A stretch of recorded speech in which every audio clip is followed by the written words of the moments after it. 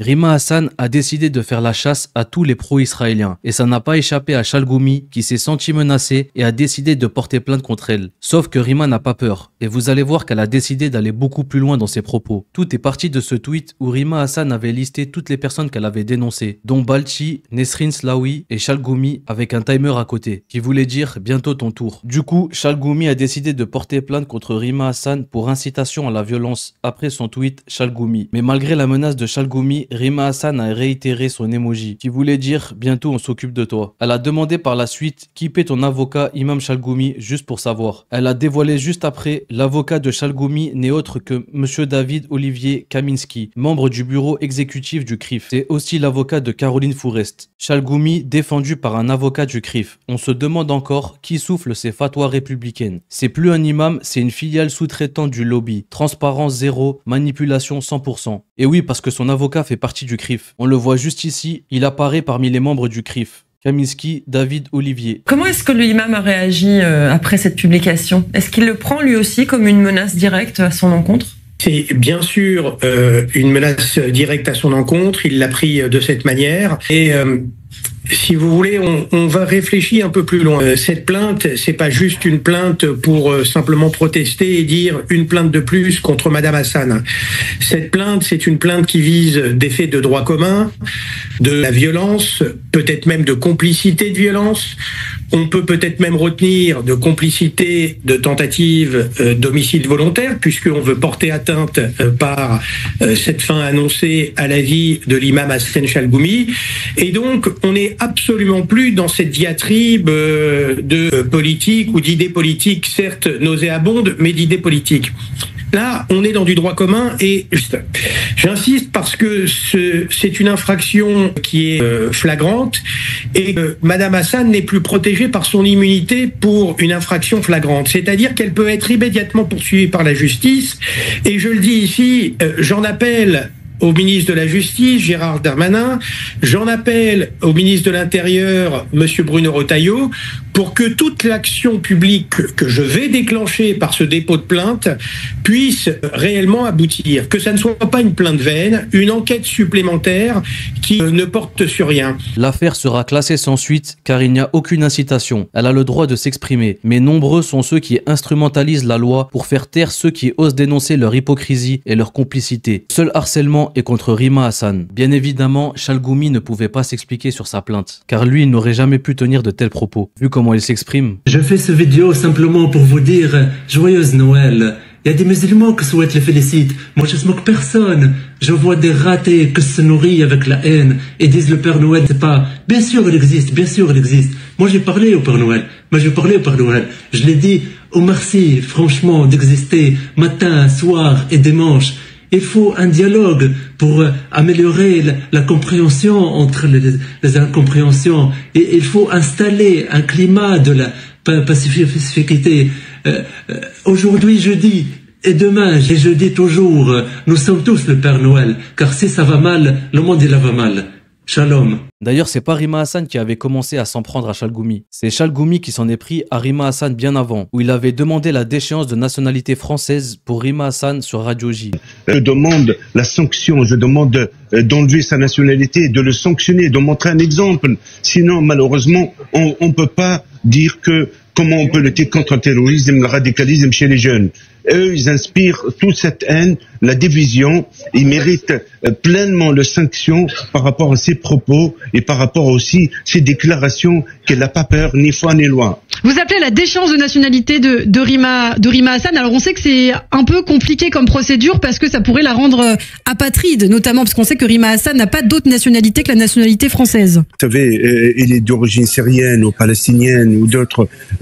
Il faut avoir les sanctions les plus fermes. Il faut que la peur, elle change de camp. Cette femme, elle n'a pas peur. Chalgoumi qui lance un appel à déchoir Rima Hassan de sa nationalité. Et sinon, il a oublié ses poursuites de la Tunisie? Une organisation tunisienne exige des poursuites judiciaires et la déchéance de nationalité contre l'imam Hassan Chalgoumi, accusé de haute trahison après sa visite en Israël et pour avoir tenté de baiser la main d'un ministre israélien. Elles en sont où d'ailleurs ces poursuites? Pour Panamza, Chalgoumi est une création d'agents israéliens. Salut à tous. Tout le monde ou presque connaît l'imam de Drancy, Hassan Chalgoumi. Sa lueur d'intelligence dans le regard, son accent chantant, sa maîtrise absolue du français. Et pourtant, vous ne savez pas une chose, c'est que Chalgoumi est une création, fabrication de 2 agents d'Israël. Le premier, son mentor, fut Sami Gozlan. Sami Gozlan, c'est un ex-policier du 93, l'ancien délégué du CRIF en Seine-Saint-Denis, qui a littéralement lancé Chalgoumi. Sami rend visite à son vieil ami, Hassan Chalgoumi, l'imam de la mosquée de Drancy. Il est l'un des rares imams qui parle ouvertement de l'antisémitisme grandissant parmi les musulmans de France. C'était en 2009, en juin 2009, avec la création de la conférence des imams de France. Une sorte de coquille vide, montée pour s'aborder, pour contrer le CFCM, le Conseil français du culte musulman. Et Sami Gozlan, c'était un génocidaire. Je ne vais pas faire de commentaires davantage là-dessus, je vous laisse écouter un extrait de ses propos. Les Palestiniens doivent faire la paix ou disparaître. La France a le devoir de soutenir Israël dans toutes ses actions. L'autre personnage important derrière Chalgoumi, celui qui l'accompagne tout le temps à toutes les conférences, les colloques, les manifs, les rassemblements et bien sûr les voyages en Israël, Marek Alter. Officiellement, Marek Alter est un écrivain, un romancier, un ancien peintre. Officieusement, c'est un agent d'Israël. Et ce n'est pas moi qui le dis, c'est le magazine l'Obs qui le révèle en 2008 en indiquant que la DST, à l'époque, donc l'ancien contre-espionnage français, avait soupçonné Marek Alter d'être un agent des services israéliens. Autrement dit, l'homme qui accompagne quasiment tout le temps Chalgoumi, donc Marek Alter, cet homme-là est un agent d'Israël. En clair, Chalgoumi est totalement piloté par l'ambassade d'Israël. Le franco-israélien Daniel Schneiderman a très bien rappelé que la montée de l'antisémitisme, c'est la faute des médias et des institutions comme le CRIF qui agissent comme des agents israéliens. Est-ce qu'il y a de l'antisémitisme en France? Oui. Est-ce qu'il y en a plus aujourd'hui qu'il y a 1 an ou il y a 5 ans? C'est probable. En tout cas, les statistiques le disent. Après, qui est responsable de cette recrudescence de l'antisémitisme? C'est là qu'on peut discuter. Parce que moi, mon domaine, c'est les médias. On y vient juste après. Et effectivement, depuis un an et 3-4 mois maintenant, depuis le 7 octobre, je veux dire, la ritournelle des médias mainstream et des chaînes d'infos, c'est la faute à Mélenchon, c'est la faute à Mélenchon, c'est la faute à Mélenchon. Regardez, et encore hier, avant-hier, qui est le successeur de Jean-Marie Le Pen? Mais évidemment, c'est Mélenchon. Enfin, je veux dire, sur tous les plateaux, un délire complet. Donc, il y a ce discours médiatique dominant, attribuant la recrudescence de l'antisémitisme à la France insoumise, en gros, et aux positions de la France insoumise depuis le 7 octobre. Il y a une autre explication, à mon avis, qui est sous-médiatisée, mais qu'il faudrait quand même examiner d'un peu plus près, le rôle des institutions qui prétendent représenter en France la communauté juive. C'est ce qui reste à établir dans la recrudescence de cet antisémitisme. Je veux dire, qu'est-ce qu'on voit depuis le 7 octobre? On voit que des institutions, alors on va le nommer, comme le CRIF, ont pris fait et cause pour Israël, se sont comportés comme de véritables agents d'influence en France de la cause israélienne et du gouvernement Netanyahou.